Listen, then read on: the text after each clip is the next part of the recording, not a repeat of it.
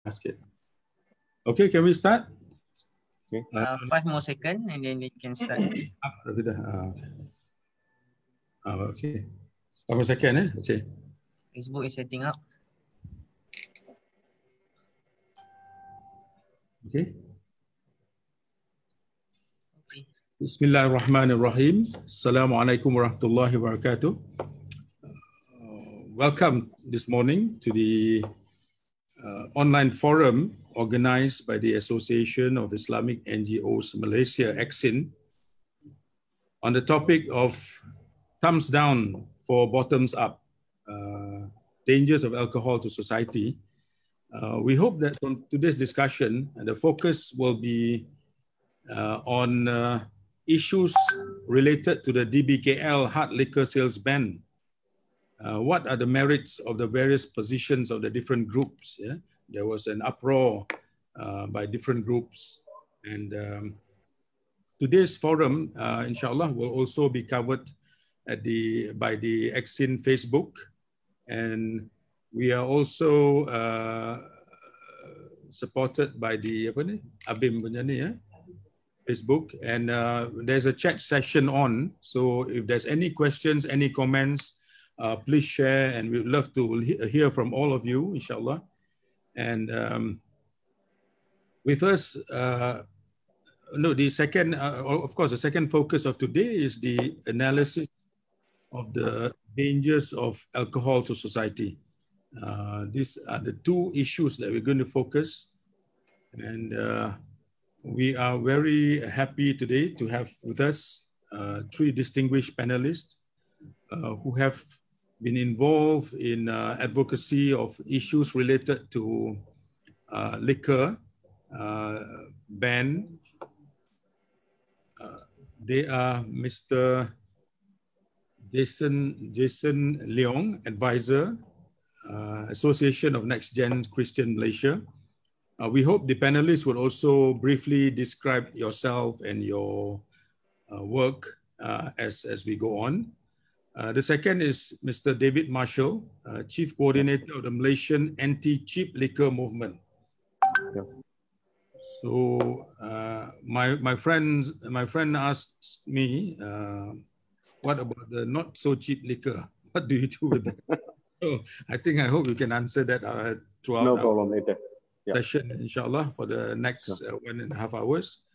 And thirdly, the third panelist is Fathimah Idris, Vice President of the Consumer Association of Penang, CAP, right up from Penang.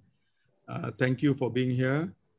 We appreciate all 3 of your presence. Fathimah Idris is the daughter of our legendary consumerist, Mr. S.M. Idris. And we see him as one of the legendary consumerists who has played a role over 50 years, fighting for the rights of consumers. We appreciate the effort of the current CAP leadership, Haji Mohd Abdul Kadir, Fathimah Idris, and the whole team. And myself, I'm the moderator, Muhammad Jamaludin Shamsudin, or MJ, the CEO of ACCIN. And we will discuss a series of issues. The recent announcement, I think the recent announcement by the Federal Territory Minister, Dato' Anwar Musa, that DBKL will introduce new guidelines effective 1st October 2021, that bans the sales of hard liquor in convenience stores, mini markets, and sinsay shops, received varied reactions from different groups. The sales of beer, however, remains open from 7 a.m. to 9 p.m. So one of my friends, who's a Muslim, head of an NGO, called me and said, I thought it was a total ban. How come there is a sale of beer? So hopefully we can try to understand what is the difference between hard liquor, beer, cheap liquor, and so on today.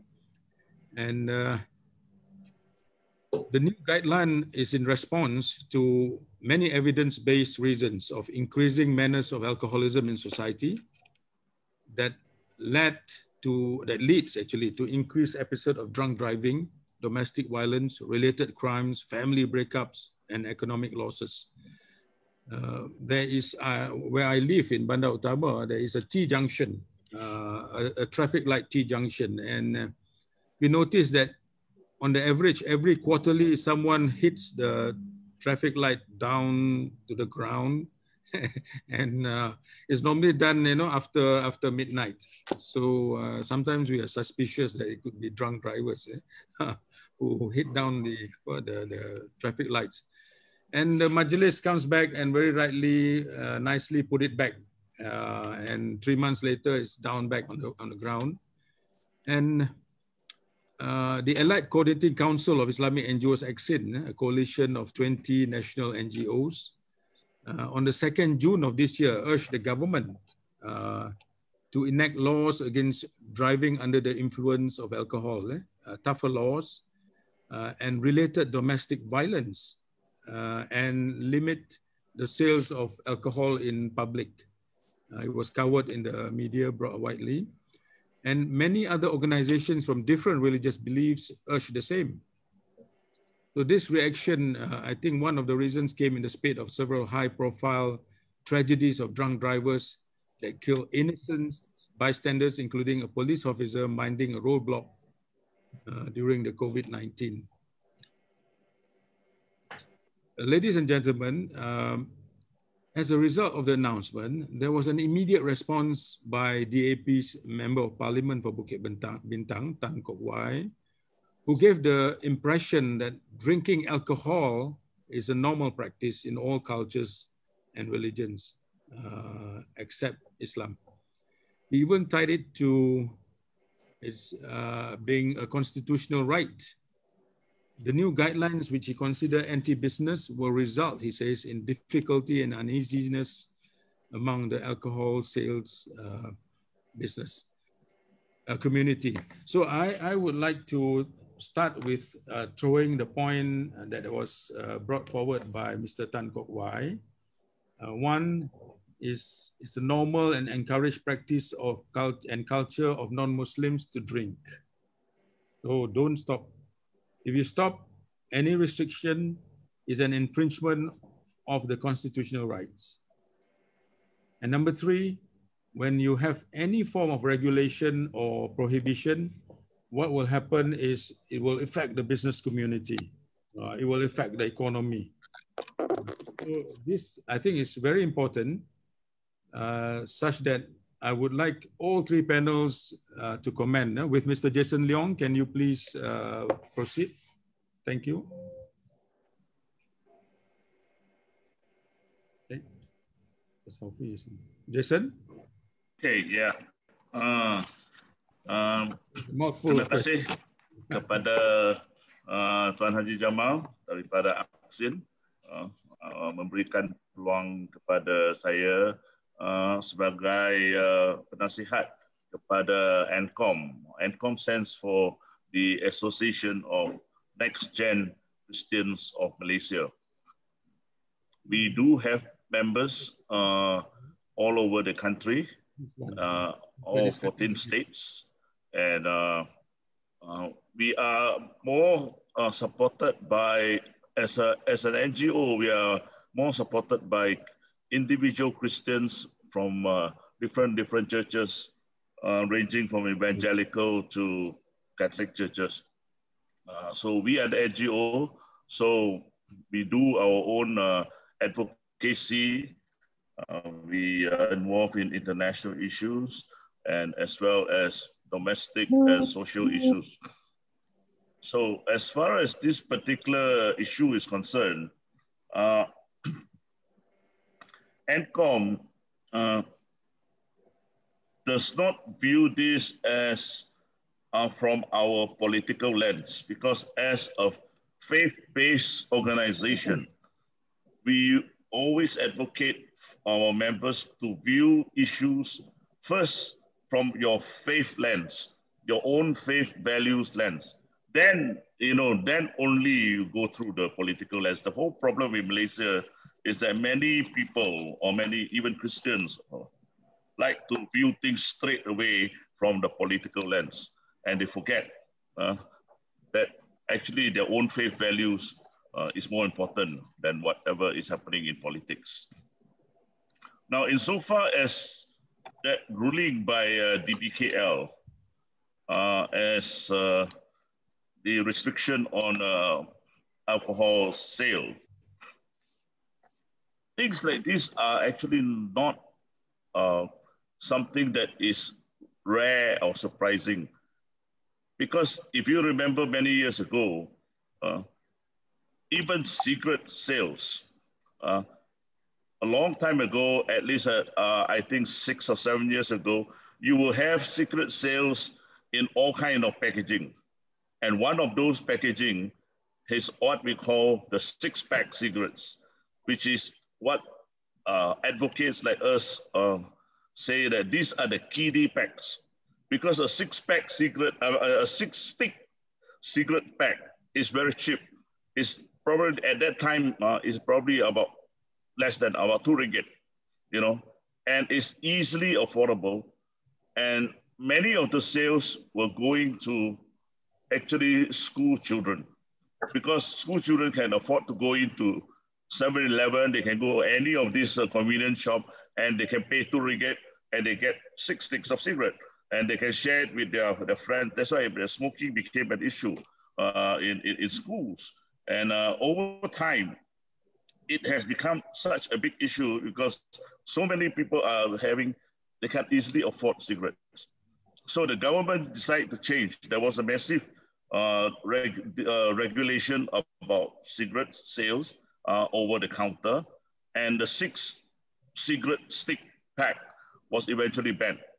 No more kiddie packs for sale, because the government do not want this kind of cigarettes to be so easily sold.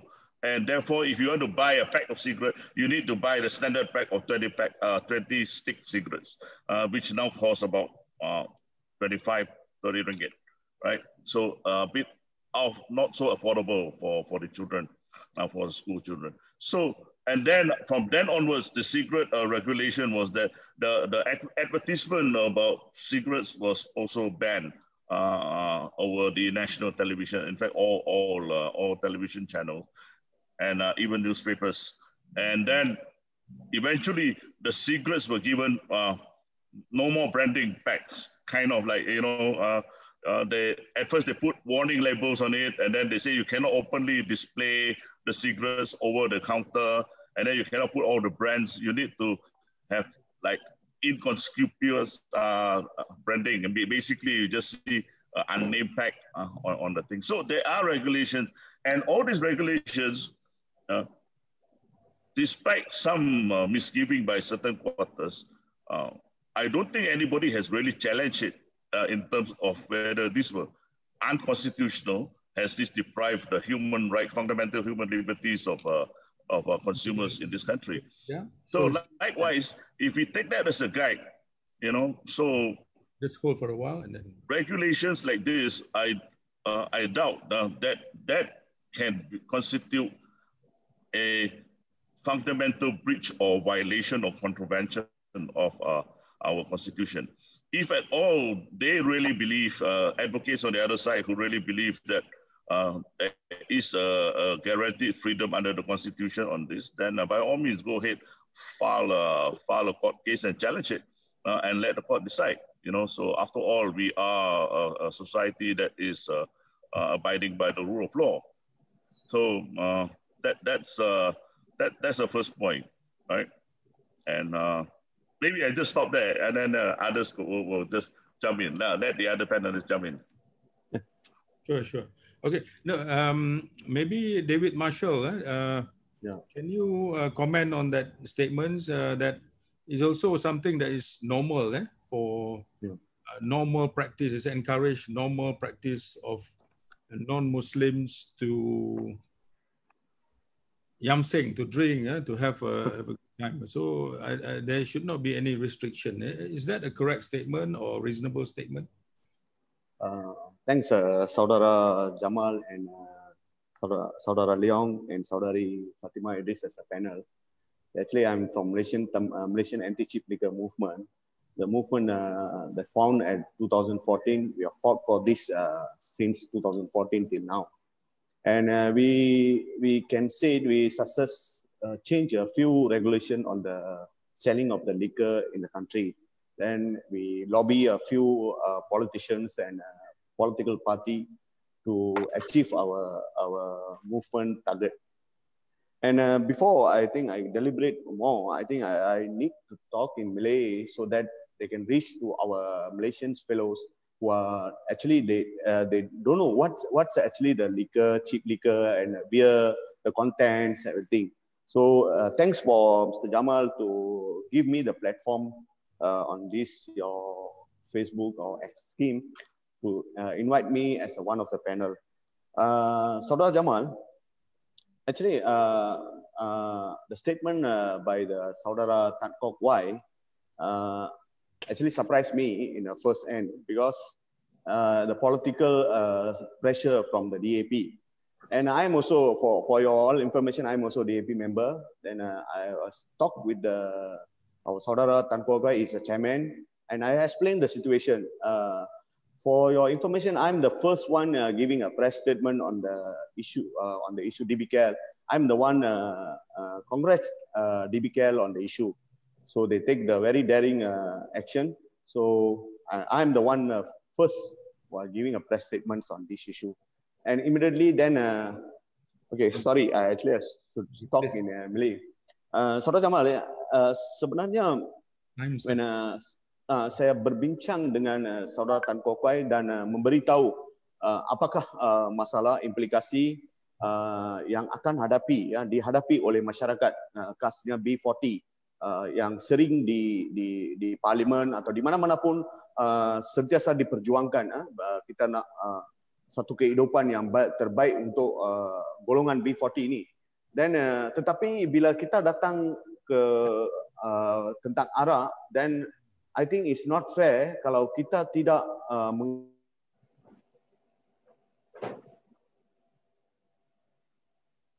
dalam pengambilan arak.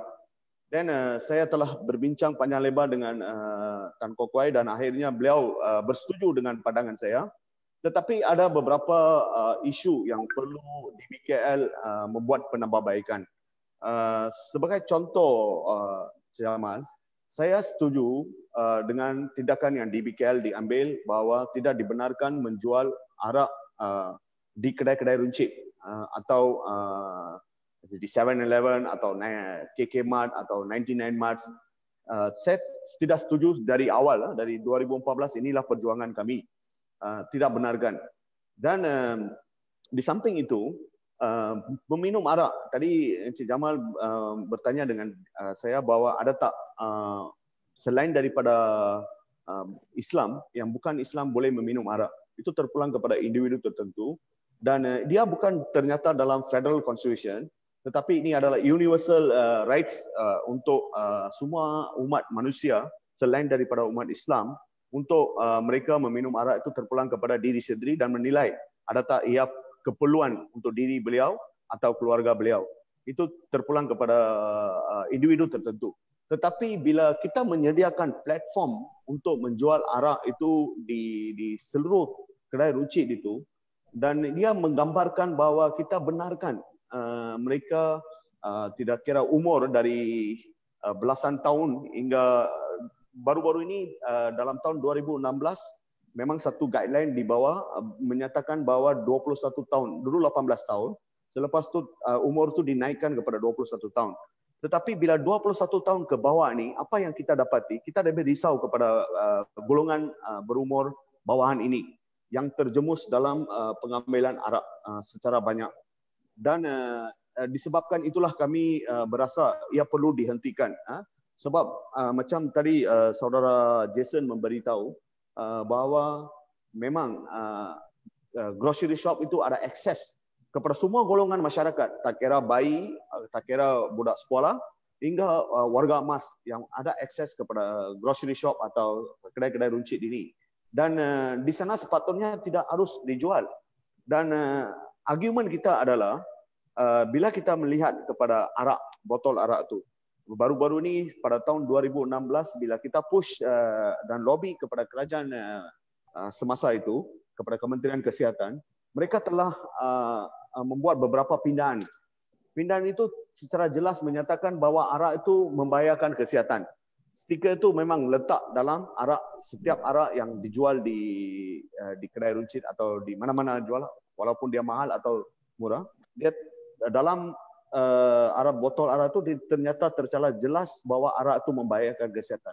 Persoalan kita adalah kalau kita tahu itu membahayakan kesihatan, kenapa dia perlu dijual di mana ada akses kepada semua golongan masyarakat di kedai runcit. So ini persoalan kita, dan saya telah maklum kepada YB Tan Kok Kwai yang first yang telah memberi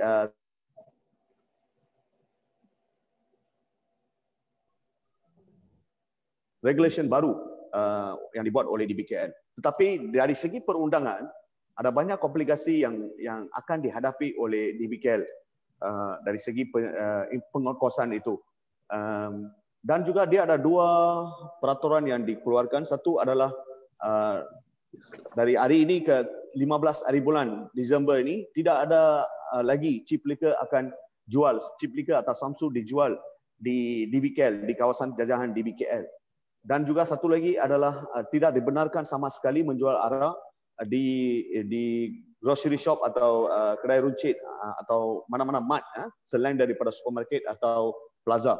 So itu akan dikosongkan pada Oktober tahun depan. Tetapi persoalan kita bagaimana DBKL akan kosongkan yang peraturan baru itu, iaitu 15 hari bulan ini, Samsu atau arak murah. Kerana bagi kita definisi arak murah itu tidak ada kepastian. Arak murah itu dibawa oleh kita semasa kita membuat kempen sejak 2014. Dan kita ada definisi kita sendiri, tetapi kita tidak tahu apakah definisi yang akan dibawa untuk membuat pengkosan ini oleh DBKL. Ini satu persoalan yang kita masih tanda tanya, dan bagaimana pelaksanaan ini akan dibuat selepas 15 hari bulan ini perlu DBKL menerangkan kepada kita. DBKL memang kita setuju apa yang DBKL laksanakan, dan perlu ada penambahbaikan. Penjualan arak secara total kita tidak boleh ban all the liquor selling in the country or in the Kuala Lumpur, but they must give access to the I can say non-Muslim, whoever drink alcohol, they should have access to buy the liquor, but not selling liquor in the sundry shop. They must give us special premise, special license, so that they must have only can sell the liquor in the shop, so that we can control by the people below 21 years old cannot enter the shop, so that we can control. It's not only kanak-kanak atau bawah umur saja kita nak kontrol, tetapi pada masa sama kita nak kontrol juga penjualan arak palsu.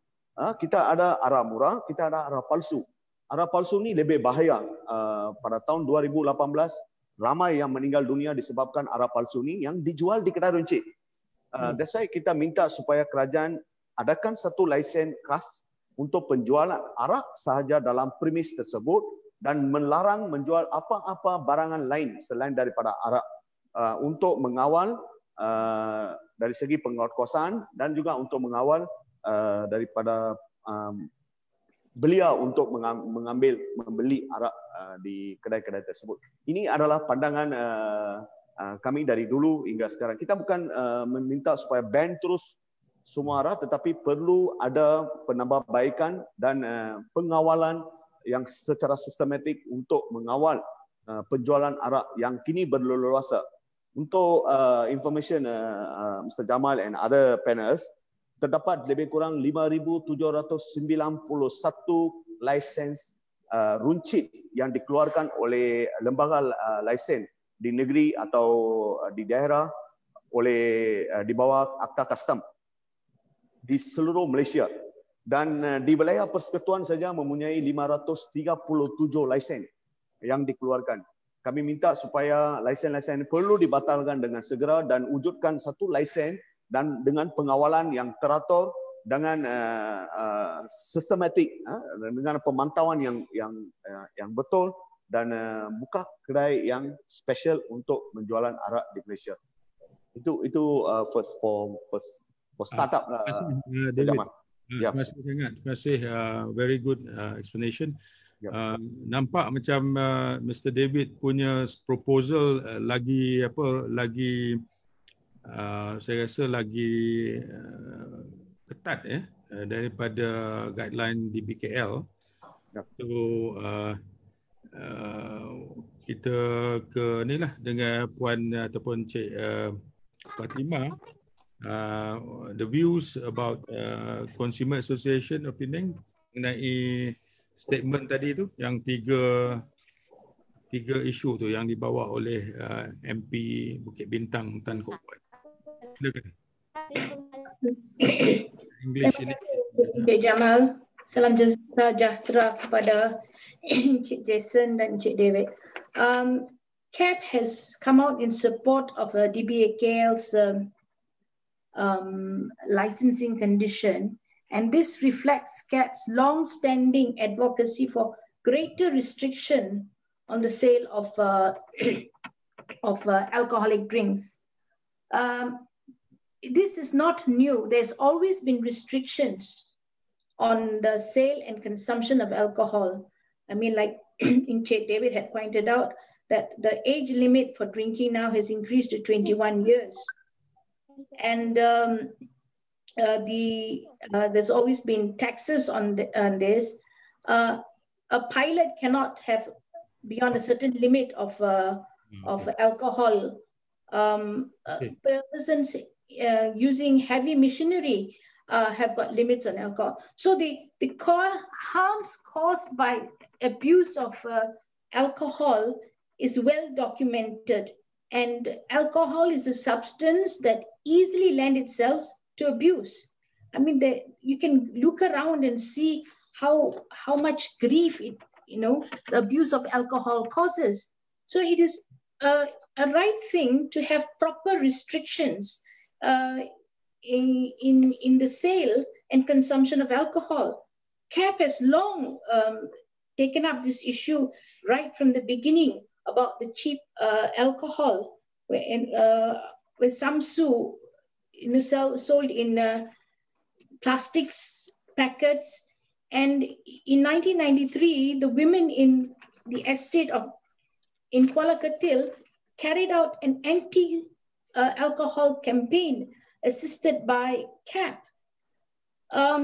So the question of unlimited access and unrestricted consumption has never been the case. There's always been restrictions, but in the light of the present day, where studies show there's an increase in alcohol consumption in Malaysia, according to the Institute of Alcohol Studies, alcohol consumers in the general population in 2019 increased from 11.8% to 8.4% in 2015. And then you have health problems. The World Health Organization, according to its statistics, death caused by alcohol in Malaysia for men, it is 17.6%, for women 10.9% from road traffic accidents, injuries. And for liver cirrhosis, it's 16.8% for men and 16.2% for women.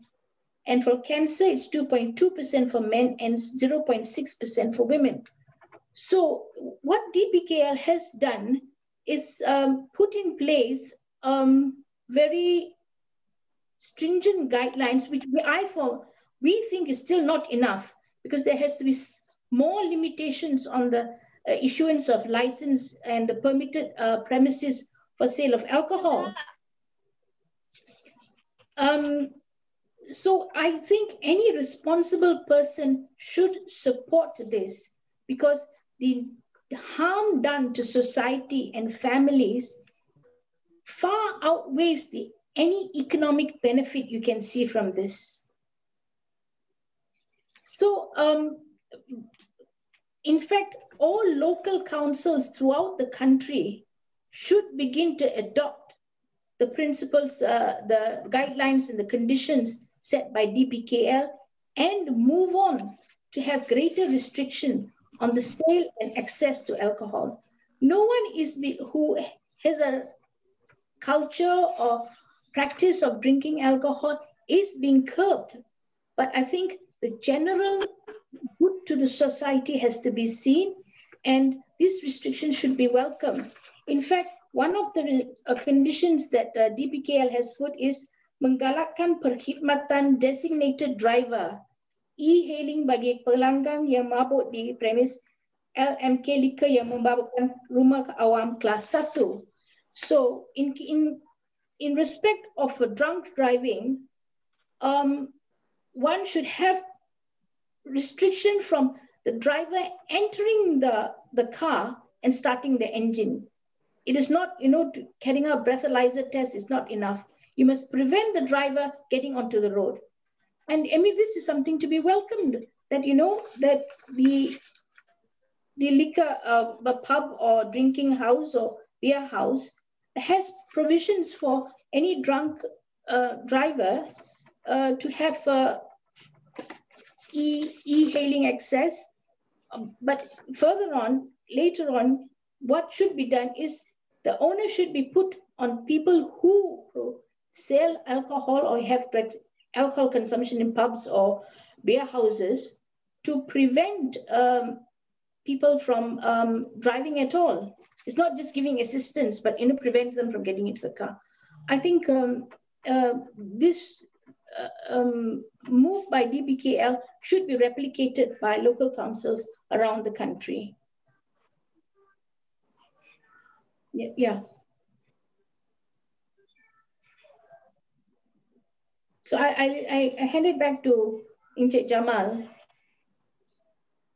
Thank you very much, Cik Fathimah. I think that's a very interesting suggestion that we actually need to tighten up the sale of availability of alcohol, including beer in the public. I remember 20, 30 years ago, it was actually very difficult to access liquor or even beer in small shops, sundry shops, convenience stores. It was difficult. But in the past 10, 15 years, suddenly it's within a stone's throw. It's quite easily available everywhere. I'm not sure what happened. But coming back to this issue, the extent of these problems, really, which segment is most affected? Can we say it's a B40 issue, or it is an issue of cheap liquor? M40 and top 10% is okay. They know how to drink. So this is something that we need. Can you unmute them? Mute, please. Okay. Can we have an input from maybe all three of you, a brief comment on which segment is actually the most affected of alcoholism in the country, for example? Yeah, please. Jason, maybe a quick one. I think it's actually, there are some statistics, but the statistics, I think the most authoritative is the one that comes from the National Health and Morbidity Survey, which is done every year by the Institute for Health Issues under the Kementerian Kesihatan. So every year they do what we call the NHMS survey, but on various issues. The one that was done on alcohol consumption was done in 2011. And I think those the numbers there, it is still fairly good guide as to capture the situation in Malaysia.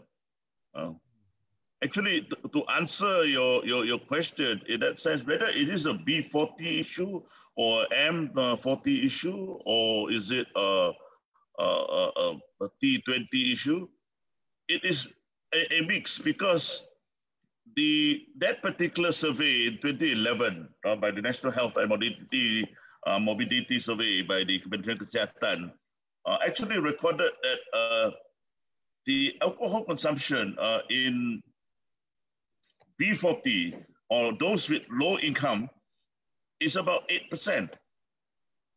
And for the medium income, it's about 12%. So it's higher. And for the high income, it's actually 18%. So that is one particular snapshot of it. And amongst those with no formal education is 7%. Those with primary education is about 9%. Those with secondary education is 12%. And those with tertiary education is 15%. So this is not just an issue about B40 or the income level, because those people who are actually very well educated and come from a very rich family, it has become a lifestyle. So, I mean, definitely not among the Muslims, but among the Chinese and the very wealthy community businessmen, it's very common to have a bar in the house. It's very common to have a wine chiller in the house where they will stock at least 60 bottles of wine, even to have a wine chiller in the office. So it's very common now, you know. So, you know, I'm hearing of friends in business offices now, they say because of the MCO and the CMCO and all the difficult SOP that is being imposed, now we don't go to the restaurant and eat and drink anymore. So we just eat in our offices, and all the officers will now buy their own wine chiller and to keep the liquor. So this is happening in the Chinese community. But what is of concern in this particular survey, even though back in 2011, is that it has two categories. One category was talking about the prevalence. That means those how many people, or as a percentage of people who drink in that community. And the other category is about the risky drinkers, drinkers of high risk, meaning drinkers who are now drinking at such a level that are affecting their physical and mental health, you know. So they have got two categories. Let me just give you some statistics. Obviously, from the highest category of drinkers comes from the Chinese community, based on this survey. 27.5% of the Chinese community will drink. And out of which, this 27.5%, there are 16.4% which are classified or categorized as risky drinkers. That means they are already over the limit. And whereas the national average is 11.6%. And out of the 11.6%, the national average, the risky drinkers constitute 23.6%, which is slightly over 500,000 people. This is in 2011, mind you. All right. Now, interesting point is that it is actually a myth to say, I mean, most people will go on racial profiling and say that it is the Indian community that drink the most, which is not true. Actually, the Indian community came in at 18.8%, lower than the Chinese community. And the high-risk drinkers in the Indian community is about 29.8%. Of course, among the Malay community, it is the lowest because, well, I mean, not everybody is perfect. I mean, generally acceptable that they don't drink, but in that survey, it still, the government actually located that there was 0.9% among the Malay communities which were drinking. And out of that 0.9%, it's very low. Out of that 0.9%, there were 31% which are considered high-risk drinkers. Now, what is more often not talked about and a very important thing which we can actually see today in the city, in the peninsula, is about Bumiputra, Sabah, and Sarawak community. Now, this includes Muslims and I think non-Muslims, which are, I mean, in that pre-Bumi category, considered as which are Christians or non-religious Sabahan and Sarawakian. Possibly it could be a way of life, a kind of culture that happens in that community. But this particular survey says that out of this category of Bumiputra, Sabah, and Sarawak community, 20% are drinkers. And it is recorded, and out of this 20%, it is the highest risky drinkers, because out of this 20%, 37% are high-risk drinkers. Now, as these are data coming out from the survey, but I've seen it for myself, because when I do social work down in KL, you know, when I go to Klang and do social work, there are a lot of concentration and many people of Sabahan and Sarawakian working in Klang, in the ports. There are a lot in the KL city, and many of them drink. And literally after work, it's like they just drink and they get drunk. And that has often become a problem. If you ask any of the KDM Sabahan community, they say that this is a social problem. So how do we tackle that? So these numbers are actually quite, what we call that, quite worrying in terms of what has happened in 2011. You know, so I think the incident has gone up. I will talk a bit on the teenage segment later on, but as of now, I think I pass it back to the other panelists. Okay, thank you very much. David, can you just briefly comment on that?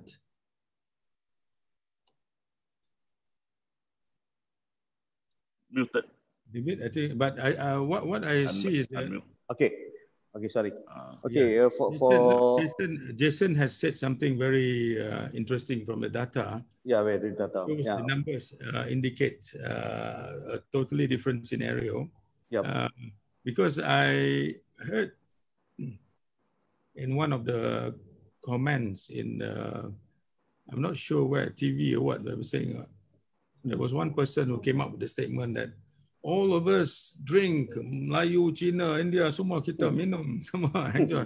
But he's not looking at the data to see the finer prints in the numbers. So please go ahead, David. When we talk about the data, who is a drinker more and which category of groups, the B40, M40, and T20.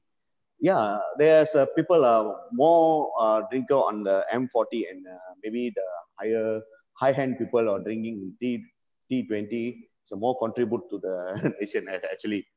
For you will be surprised, the total revenue for 2019 for the government under the duty tax is duty and the sales tax is 2.6 billion ringgit.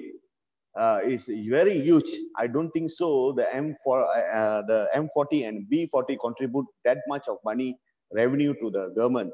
Of course, they are the M40s at the higher hand, and the T20, the higher people, is more spending on the liquor or drinking this kind of the liquor or expensive liquor. But we go for the social problem the facing by the people is B40. Why we say B40? Of course, the number is very small according to our Jason research or data giving in 2011. It's totally mentioned that the M40 and T40 is more drinker than the B40. But the B40 were involved in taking the cheap liquor. It's a compounded hard liquor.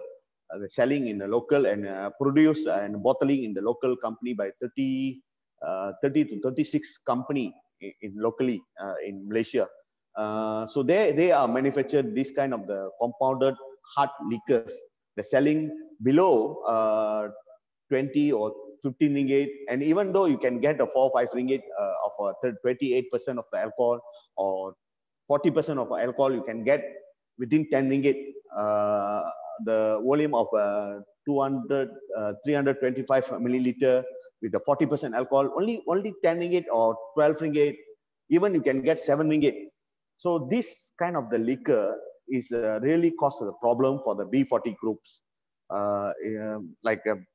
For instance, who produces this 40% alcohol? It gives you a super bank, right?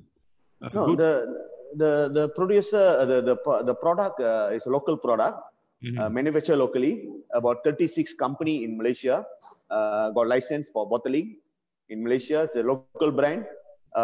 They produce about 300 to 400 cheap brands in Malaysia. It's a local. It's a totally local. I can give a good because I'm doing research on this, Jamal and other panels. Yes. Okay. There are the 36 company in Malaysia produce about 400 to 300 local brands in the country who are targeting B40 groups and a partial of M40 groups, because they're selling cheap liquors and they manipulate. The bottle is manipulate the consumer. It's like they put the whiskey, they put the brandy, they put the gin, they put the wine or something. Actually, the local manufacturer, the local bottling company is they call a compounded hard liquor. It's a Samsu. It's not whiskey. It's not a brandy. It's not some. It's those days they just simply they put brandy and simply put the whiskey. It's not whiskey. They manipulate our consumer. Then people think they're buying whiskey. Actually, the whiskey is not that kind of the cheap. You cannot get cheap whiskey in the market. It's original. When you say whiskey, the original one, you cannot get the cheap one. So the local manufacturer who produce this kind of the liquor to target the B40 groups. When we say the B40 groups, one of the research when I heard from the MIC or Women's in 2014, if I'm not mistaken, they say 100,000 single mother of the Indian community is affected because of this kind of the cheap liquors. They know about this, but when we push the government in 2016, I tell you that's a very good. When we also surprised when we pushed the government in 2006. 2006 when the health ministry the time it come with the new regulation. They already passed the regulation. It's under the Peraturan Makanan 1983. They amended the pindaan dibuat oleh 2016. It's a very good. We can curb all this of the social problem. But at the end, they never implement. They never implement because the appeal from the Persatuan, so-called the Persatuan Pembotolan, where got 30 members of the only of 30 or 36 member of the in the industry. In the NGO, sorry, I cannot say NGO, it's a Persatuan Pembotolan something. They appeal, once they appeal, immediately the government postponed the implementation. So we fought until now, even after the previous BN government and the PH government, when we come the PH government, even we push the PH government, at the one stand, I meet the health ministry and the PH government. So I explained to them. Immediately, they call one meeting with the director of food control department.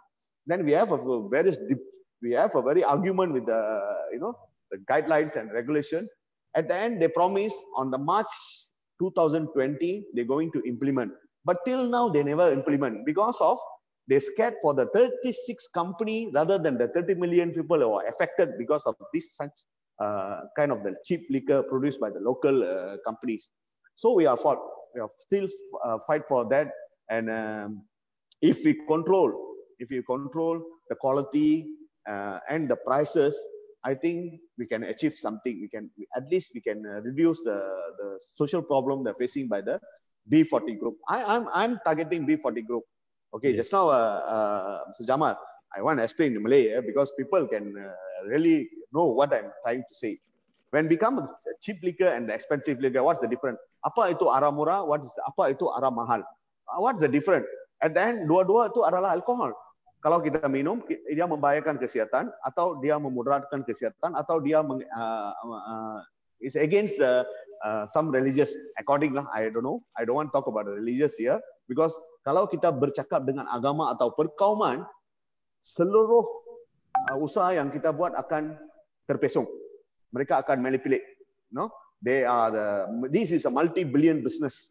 So they are the top people who are spending their money to finish off our efforts.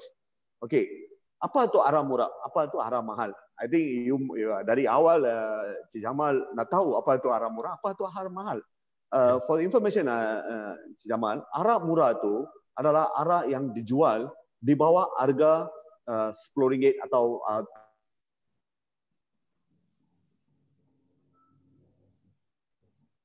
yang mengandungi alkohol sebanyak 40% alkohol, atau 28% hingga 40% alkohol yang dibuat atau dimanufacture oleh local industry. Dimanufacture oleh local. Can you hear? Ya, boleh kan. Okay. Yang dimanufacture dan pembotolan atau pembuatan arak ini adalah tidak mengikut spesifikasi seperti apa yang dibuat oleh imported atau imported whisky atau brandy, whatever branded. Kerana mereka dengan penyulingan yang tak betul, dengan alcohol, content of the alcohol yang tak disulingkan dengan cara betul, dia boleh menyebabkan ketagihan, satu. Dan juga untuk pandangan umum, kenapa kita berbincang dengan arak murah dengan arak ini? Untuk pandangan atau penjelasan untuk Cik Jamal dan viewer, kalau seseorang itu ada kategori T20, M40, B40, let's say setiap kategori orang itu meminum arak 1 liter dalam satu malam, let's say 1 liter, dia akan menyebabkan ulcer atau sakit gastrik pada perut, kerana terlalu alkohol masuk ke dalam perut, dia akan menyebabkan komplikasi kesihatan. Ketiga-tiga orang, walaupun dia minum arak mahal, arak murah, mereka akan hadapi komplikasi yang sama. Tetapi kalau seseorang itu saya menghadapi penyakit atau sakit, kalau saya M40, saya akan pergi ke specialist center sebab saya ada insurance, saya ada pekerjaan yang baik, keluarga saya ada gaji yang baik. Kalau saya tak pergi kerja, saya ada MC, saya boleh claim, something like that. Dan T40 pula, mereka tu lagi mewah. Mereka akan dirawat di kelas nombor 1 dalam specialist center. Dan M40 pula dalam kelas 3 dalam specialist center. Tetapi bila kita pergi kepada B40, mereka akhirnya akan pergi ke hospital juga. Bila pergi ke hospital, kalau dia menghadapi gastrik, ubat yang selalu diberi oleh hospital itu adalah ubat yang putih itulah, untuk gastrik. You minum dibalik. Mungkin dia hadapi ulcer. Ulcer itu tidak boleh baik dengan ubat itu. Kalau M40 dengan T40, mereka pergi ke spesialis, immediately mereka akan di-scope, mereka akan dijaga dengan baik, makanan yang selok, keluarga mereka tak akan hadapi masalah. Bila B40, kalau dia tak pergi ke kerja, maka hari itu dia tidak ada income, mungkin dia akan hadapi masalah untuk menyara keluarga. Kalau sakit gastrik, dia tidak akan boleh pergi kerja dalam seminggu. Kalau M40 dan T ke atas itu, mereka tak pergi kerja seminggu pun mereka boleh dapat gaji. Tetapi bayangkanlah dengan B40 ini. That's why we say, jangan jual arak terlalu murah sehingga ada akses untuk semua pihak untuk membeli arak itu. Kalau dinaikkan harga, dan satu lagi masalah adalah Encik Jamal, arak murah ini adalah arak terlalu murah sehingga boleh beli belasan ringgit. Dan mereka boleh mengambil dengan volume atau kuantiti yang banyak daripada arak mahal. Sebab arak mahal dia jual lebih kurang RM150 atau RM100 ke atas. Seseorang itu tidak ada boleh beli arak demikian. That's why kita minta supaya kerajaan perlu adakan shilling price atau harga shilling untuk arak, penjualan arak di Malaysia. Arak khasnya arak keras. Tidak boleh jual arak yang mengandungi alkohol daripada 12% ke 40%. Tidak boleh jual arak di bawah RM50.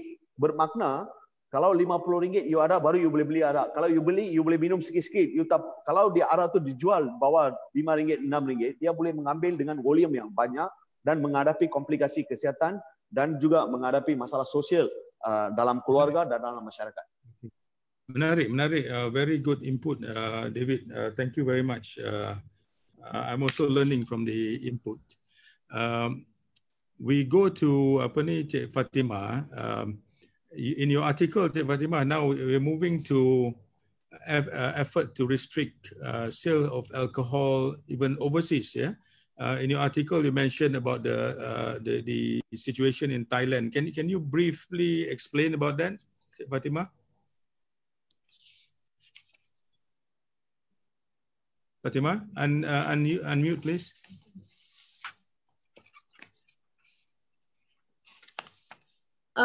Before I go on to talk about that, I would like to touch on what Mr. David has mentioned about the alcohol content in cheap alcohol. What CAP has found, and it can go up to 48%. And CAP has been fighting for the past 40 years against this cheap alcohol, which affects many of those who consume in the B40, causing rise to a lot of society problems. And nowadays, you find a lot of foreign workers who are taking to this cheap alcohol. And if you remember, 2 years ago, we had the methanol poisoning in KL, where 51 foreign workers died. I think the problem is, as Mr. David had pointed out, there are all the restrictions in place, but it's the enforcement and the willingness of the government to come and implement and enforce these restrictions. I think there has to be a serious attempt, and you cannot be wishy-washy about this. Now, regarding the Thai protest, the Thai alcohol companies wanted to list the company in the Thai stock market in 2005. And there was a spontaneous protest by monks and the Thai citizens to protest this application. And they succeeded in getting the brewer's submission for listing to be rejected.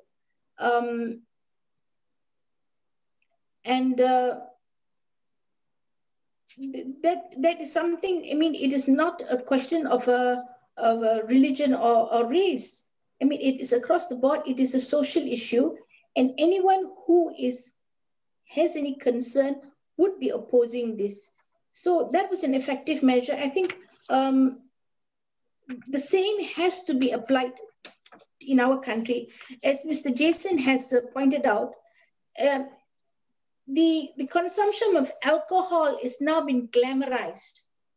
So apart from getting restriction, we must try to move away from glamorizing the consumption of alcohol.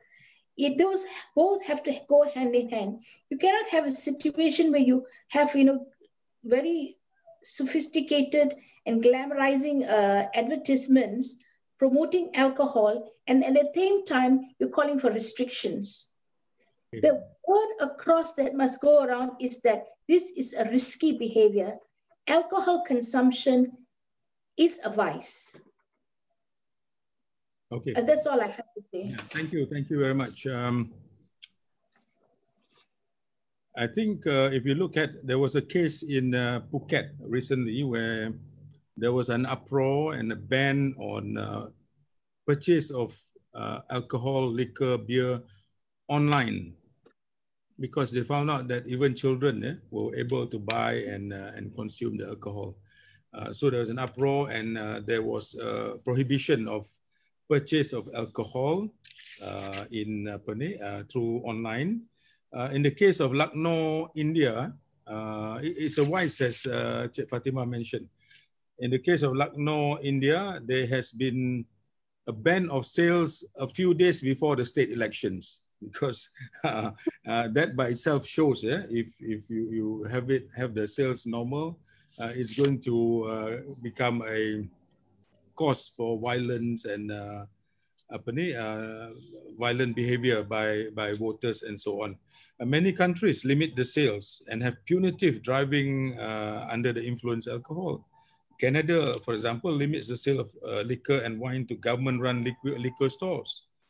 Singapore has very strict sales of liquor, and only persons above age of 19 can purchase. And there are many situations. Strict sales or limitations in Europe is commonplace. We remember in 1930s there was this complete prohibition of alcohol in the United States. There must be a reason why that happens, yeah? Because of the severe social problems that come with the economic problems, to the extent that for many years there was a prohibition, a total prohibition of alcohol in the United States. I'm not in San Francisco now. What is behind me is actually a virtual picture that Haji Adam and Kamil has taught me. So to make it more interesting, I'm overlooking the San Francisco bridge right now. Yeah.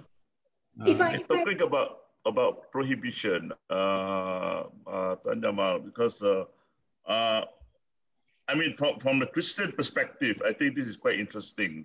I mean, the days of the prohibition in America, and especially coming from a country like United States of America, having been founded by actually very principled and men with high moral scruples, you know, coming from the Mayflower, when the founding of the new world in the United States of America, I mean, new world in America. And so much so that a nation that is founded upon under God, you know, very godly people, the new America. And so much so that even on their banknote, the currency is printed in God we trust. But from that kind of society, today it has degenerated so far that it has really gone, becomes to be so depraved, and so many of those moral values are lost. And even as supposedly a Christian society like America. So as a Christian organization, and we also say that, I mean, the Bible does not prohibit drinking or alcohol. Yeah. But there are numerous injunctions in the Bible which warns against drunkenness, right? So even in the Bible, it is recorded that the first miracle done by Jesus at the wedding in Cana was to turn water into wine, right? So, and then after that, but there are numerous injunctions in the Bible to talk about this, what do you call that? Let me just share some screen here. Okay. Can you see the share screen? All right. The normal thing is this: do not get drunk on wine, which leads to debauchery. Instead, be filled with the Spirit. So the Bible does not prohibit that. But Bible repeatedly warns about drunkenness that leads to uncontrolled speech and action, and illicit acts and immorality. Then it also talks about this, where the Bible also warned the people that writing to you that you must not associate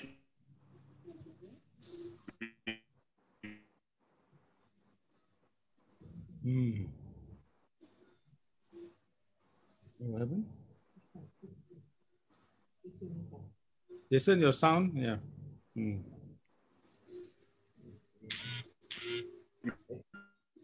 Jason? Yeah.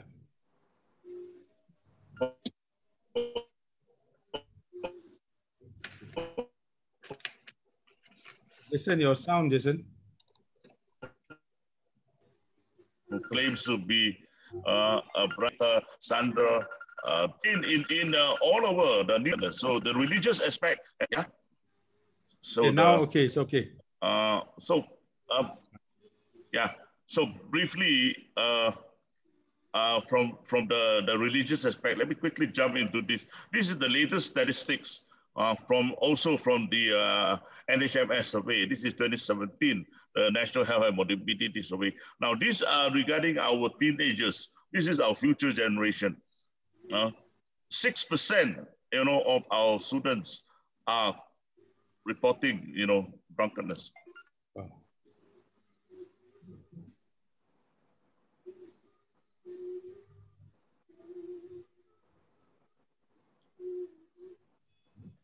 Oh, that's interesting. Jason? Your sound, Jason? I think the slide explains it quite well. And 76 had the first alcohol before the age of 14. Yeah, so it's all there, and the say that they actually got it from the family. So parents, especially fathers who are drinking in the family, those who are in the T20 and B40, have to really, be careful about, I think the point that Fathimah raised about glamorizing alcohol is very important, because when they put so much alcohol in the family, the children will just follow what the father and mother do, And of course, incidents of such things do not really come out and get it reported in the newspapers. Whereas David Marshel is right, because the B40 impact of alcoholism is so great, because it impacts across everything that they do, because it affects the income, it breaks up families. And we have seen this, because in my and other NGO where we talk about fathers, our Better Dads Malaysia, Pertubuhan Bapa Hebat Malaysia, there are cases that we are already coming across. We see fathers trying to get counseling and advice from us about how do we deal with millennials and teenagers who are drinking. So the fathers got to get it right, because if they don't get it right and make sure that the children are on the right track in terms of alcohol consumption, then they're going to grow up to be very in dangerous time. The last slide is this. So here, there are two types of drinking. This is the latest report, 2019. There is the binge drinking, and there is the heavy drinking, the heavy episodic drinking. Binge drinking means you drink more than 6 units of drink at any one time. And this is quite popular among the working class, whether it's the T20 or B40, M40. Where they go park crawling and all that, and they will drink more than 6 glasses anytime on the Friday or Saturday weekend. And there are also people who are drinking like heavy episodic drinking. This is at for once, what do you call that, in a week. And as Tuan Jamal mentioned, he stays in Bandar Utama, the traffic lights are big. Most of the time, it is because of drunk driving. And if you recall, at that particular junction in Wan Utama, there are several night spots up there you can drink. About 2 years ago, there was a very nasty accident where actually 4 persons died. The moment they came down from the drinking, they came out from the car park and they just crashed into each other. 4 young people died in that. And these people were all from multi-millionaire families. It's sad, things like this happen. So we have to be really careful. Thank you. Jason, thank you. Jason and I, we are neighbors actually, close by. So I think we know which traffic light. Before that, I think one question for Fathimah, Fathimah from Muhammad on Facebook, is it? From Muhammad Hanif Abdul Razak. He's from Pure Land College, Toowoomba in Queensland. He's online. His question is about, you can educate through preventive education, at least to limit this problem. And his comment last time, he was saying about alcoholism, you cannot to limit or to control or to minimize the problems. You have to be stern and tough. You cannot just persuade, please don't drink, it's not good for you and all that. So his advice is actually preventive education and tough laws. You know, you have to be tough. And interestingly, he's from Singapore. He's living in Australia now, and he's working with the Pure Land College, which is actually a Buddhist and interfaith and peace establishment. Fathimah, can you quickly comment on that? Yes, you have to agree to that. That's why I said it is not only restrictions.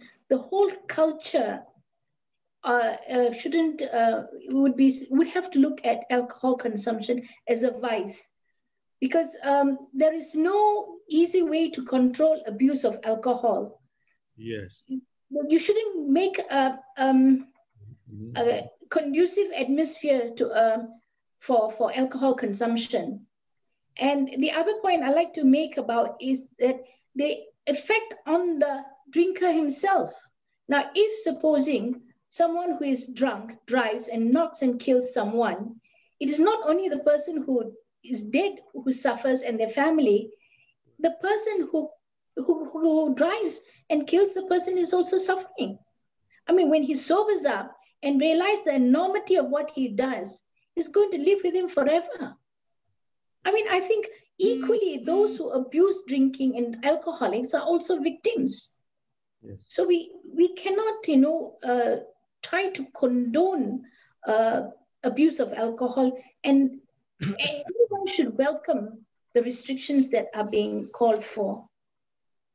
And Right. if I just like to add one thing to what Mr. Jason had said, a quote from the Bible, a very poetic description about the vice of alcohol. Those who linger long at the wine, those who go in search of mixed wine, do not look on the wine when it is red, when it sparkles in the cup, when it swirls around smoothly. At the last, it bites like a serpent and stings like a viper. Your eyes will see strange things, and your heart will utter perverse things.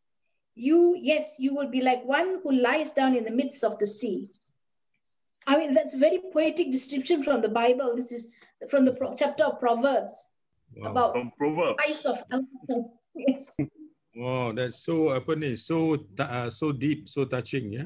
That's very And the Proverbs is written by the wisest man in the world. That was King Solomon.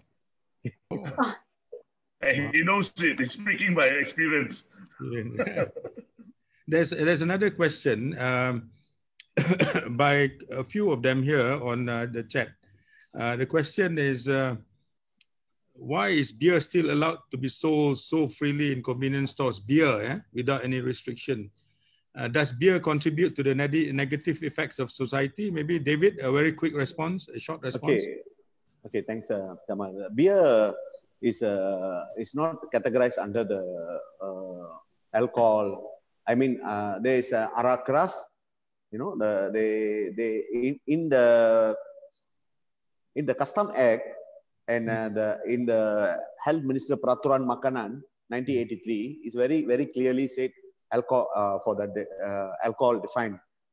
They said alcohol above 12% is hard liquors, hard liquors and hard whiskies, and below that is beer. So it's very clear. If you want to amend, I think the government should amend the one. We also not agree because it's just only 5% of the alcohol. It's not. If you take a lot, then it's harm also.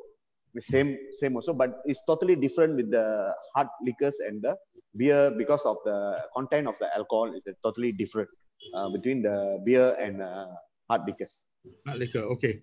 The other question is from Pulau Pinang ni. So I think Fathimah has to answer this. Kenapa perkara ini tidak dibawa ke Dewan Persidangan Negeri Pulau Pinang? I think Pulau Pinang ada banyak kedai jual alkohol murah.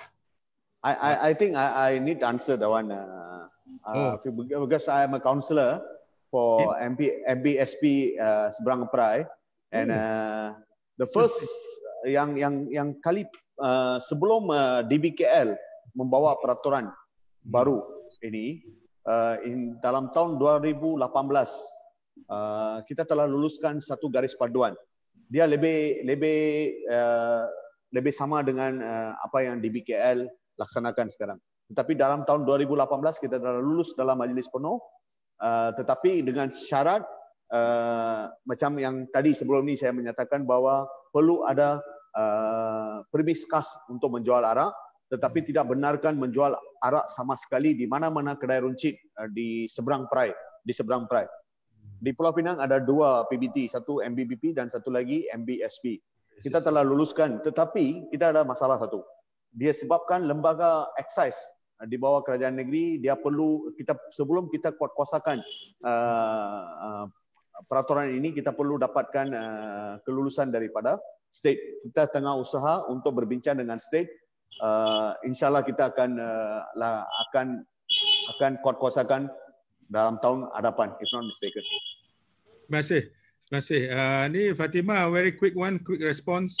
30 seconds. Why is it so available in Penang? I think the MBPP should also come up with the same regulations as MPSP and bringing such regulations and enforcement. I think, I don't know whether it's because of the tourism industry or that, that such restrictions are not put in place, but I think we should follow what MPSP has brought in. Okay. As explained yeah, by can we have a short? Yeah, go ahead, just a quick one. Yeah, sorry. I mean, since you talk about Penang, there is a simple story. There is a big one reason there, because one of the biggest players or manufacturer of illegal or moonshine, illicit liquor, cheap liquor is actually based in Penang.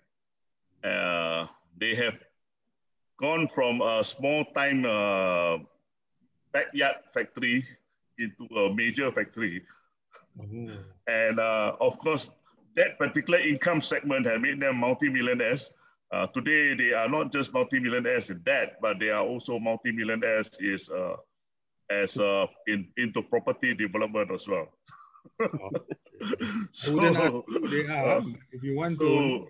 There are very powerful forces behind those people who are making money from this particular industry.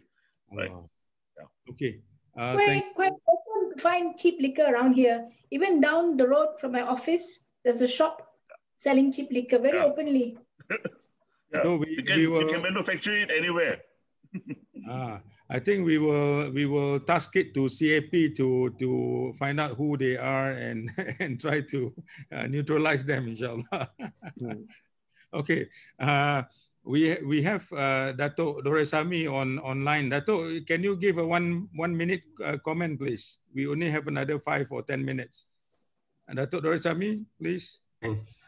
Unmute. Thank you, Mr. Jamal, for giving me this opportunity. First of all, I would like to thank all the 3 panelists, right from Jason, David, Marshel, and Fathimah. You all spoke very well prepared, and I was enjoying all the explanations given. Well, as to my point, this is drinking alcohol or beer is an age-old practice, right from time immemorial. It's not easy to just bring about a total ban on a very short notice.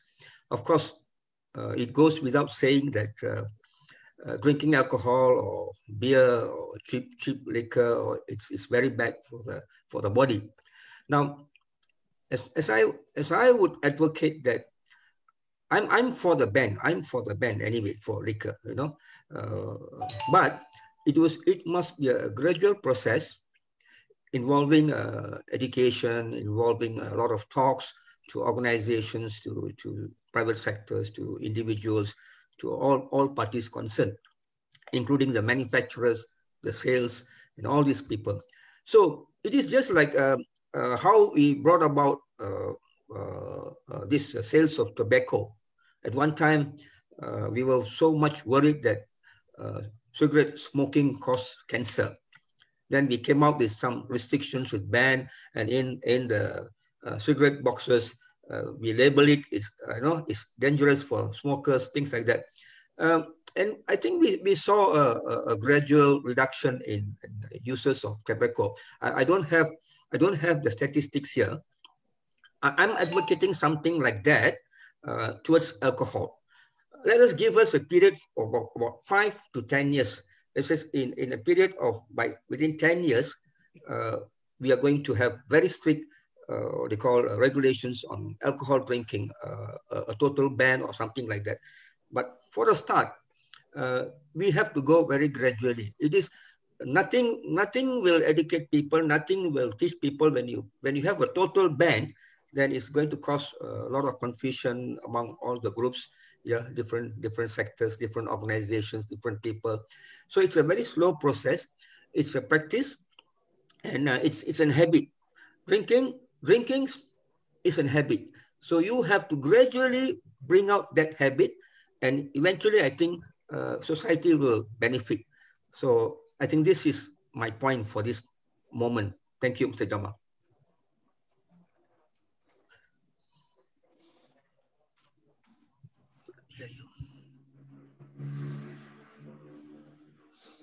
No, what we can see now is there's powerful hands behind deciding, pushing and what was the word for it? Lobbying. Trying,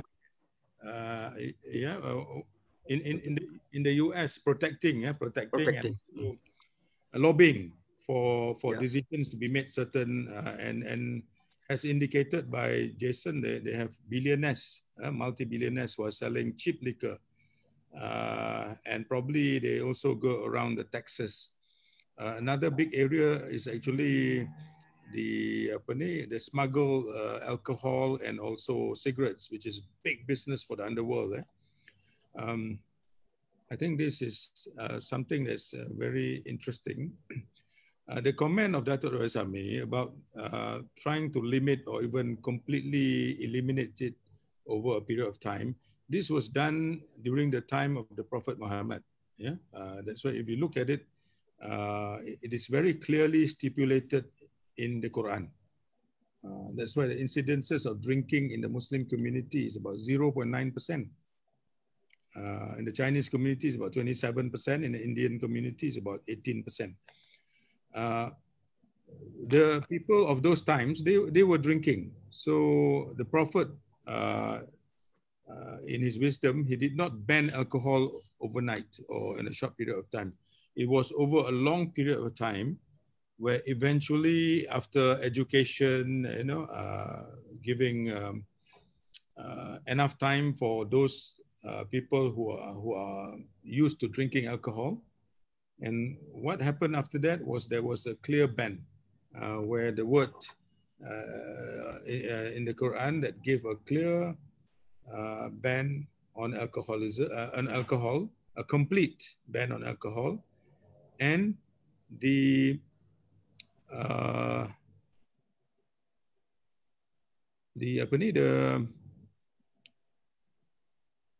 statement in the Quran also says that there is some benefits to alcohol, but the negatives of it, the ills of it is so much more. So that justifies the complete ban. And my many years in JKMPKA, National Interfaith Committee, and we meet a lot of religious leaders from Hindu, from Buddhist, Christianity, Sikhism, Baha'i, and so on. And really, all of the religions or faith are very clear. In the Hinduism, for example, the concept of Panchasila totally prohibits alcohol consumption. Buddhism, to the 5 precepts, because alcohol causes one to lose control of oneself. In Christianity, our understanding is there is different school of thoughts, but drunkenness is definitely a no-no. We should stay away to the extent of avoiding to eat with them. Corinthians 5, verse number 11. So generally, when I was in a few years, 2 years ago, when we were invited to a peace conference in Paris, we were having lunch at the rooftop with all the leaders, even religious leaders from Singapore and Malaysia. We sat together as usual. out of comfort because it was an international conference. But the Malaysians and Singapore's set in. Maybe a quick comment by Jason. We made the conclusion that all major faiths prohibits the consumption of alcohol, except for Christianity, there is a question mark. Can you just close the argument in terms of in 30 seconds, please? Jason? So okay. the only Christian here. I mean, the specifically, there is no specific prohibition in the Bible, but neither does it encourage, you see, but there are clear warnings, you know. So it doesn't mean that something is, just like, for example, it doesn't mean that something, if it's not legally right, or you can be legally right, but you can still be morally wrong, you know. So in that sense, so if there are no regulations, it doesn't mean that just because there are no regulation, therefore you can still do anything. But at the same time, the clear warnings in the Bible has to be heeded because it's very clear. Clear enough that the Bible keep repeating, you know, stay away from drunkenness and drunkenness. So maybe for those who cannot resist the temptation, it's wise to stay away so that you don't fall into that trap. But those who can and can hold a drink and yet not get drunk, then, you know, that's really up to your own individual control. That's it, you know. Thank you. So our thanks to all the panels. Thank you very much, Mr. Jason Leong from NCOM, Mr. David Marshel from the Malaysian Anti-Cheap Liquor Movement, Fathimah, Idris, Vice President of the Consumer Association of Malaysia. Thank you, Jamal. We really hope, can you we really hope that we can bring up this issue in the future and continue with our efforts working together for the good of society. What we are doing is a voluntary effort in creating a better society for all of us. Alcoholism, I think, is not a religious or racial matter. All religions prohibit the consumption of intoxicating drinks or substance, especially alcohol, drunkenness. Its problems are well documented. The fear in a child of his alcoholic father coming back home to abuse the family, to abuse the mother, will be a scar in the child's life for the rest of his living life. It's our hope that all religious and community leaders must come together to a common ground to alleviate this scourge in society. We think that the limiting of accessibility of alcohol will help in controlling its destructive danger to society. With that, ladies and gentlemen, we thank you and we tangguhkan our program today. May God be with us. Assalamualaikum warahmatullahi wabarakatuh. Okay. Thank you very much. Thank you, Mr. Jamal. Thank you very much.